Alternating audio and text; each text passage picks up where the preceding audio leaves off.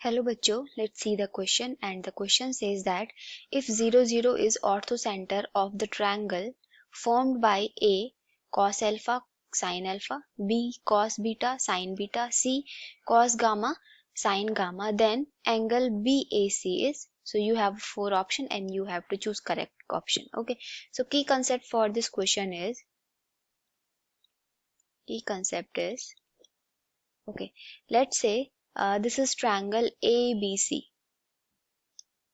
This is triangle ABC. Okay, so the relation between orthocenter, okay, orthocenter, दूसरा हो गया आपका centroid. Okay, so relation between okay, orthocenter, centroid and circumcenter will be कितना होता है आपके पास? Let's say this is a H represent ortho,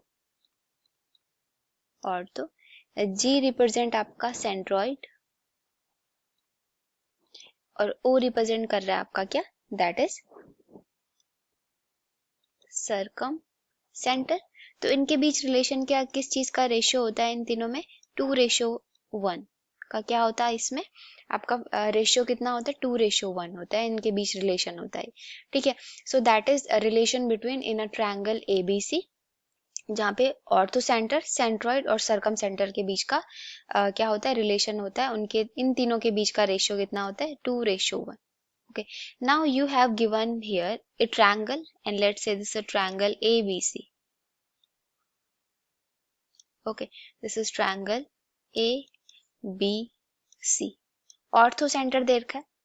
ठीक है, ऑर्थोसेंटर क्या दे रखा है? 0 and 0 and coordinate you have given here cos alpha sin alpha. Okay, cos beta sin beta and here cos gamma and sin gamma. तो basically then we have to find first OA की length कितनी होगी? So after applying distance formula we can say 0 minus cos square alpha plus sin square alpha. तो कितना हो जाएगा? That is cos square alpha sin square, this is √1 और ये हो गया आपका 1. तो OA की वैल्यू क्या हो जाएगी? 1. सिमिलरली OB की वैल्यू भी कितनी हो जाएगी? 1 एंड OC की वैल्यू भी कितनी हो जाएगी? 1.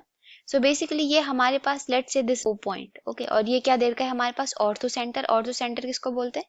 जहाँ पे तीनों एल्टीट्यूड क्या करते हैं, किसी भी ट्रायंगल करते हैं उसको ऑर्थोसेंटर बोलते हैं.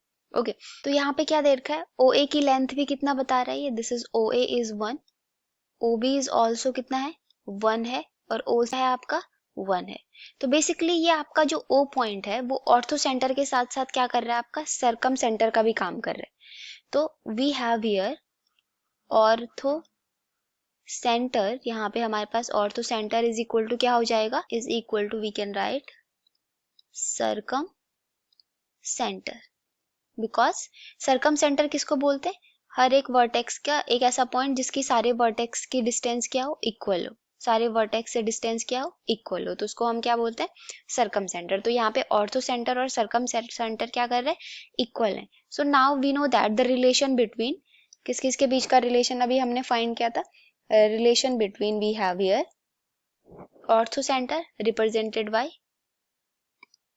Ortho centre that is H, we have here G that is centroid और O हमारे पास क्या हो गया यहाँ पे? Circumcentre. तो हमारे पास क्या दे रखा है? H is equal to O हो गया. तो ये दोनों पॉइंट अगर क्या कर रहे हैं? कोनिक साइड कर रहे हैं, एक ही पॉइंट है अगर ये, तो ये G पे क्या करेंगे? G पे इंटरसेक्ट करेंगे. G भी क्या हो जाएगा? इसके इक्वल हो जाएगा. ओके, अगर हमारे पास OA is equal to O, if we have H is equal to O, तो बेसिकली ये क्या होंगे? कोनिक साइड करेंगे दोनों पॉइंट. तो कौन साइड करेंगे? तो G भी क्या होगा? G पे कोनिक साइड करेंगे. तो क्या होगा? ये तीनों पॉइंट एक ही पॉइंट बन जाएंगे. मीन्स कंडीशन क्या हो जाएगी? H G O तीनों एक ही पॉइंट बन जाएगी. Okay, so now we have here a condition. किस ट्रायंगल के ऑर्थोसेंटर, सर्कमसेंटर एंड सेंट्रॉइड एक पॉइंट होता है? So in a equilateral triangle,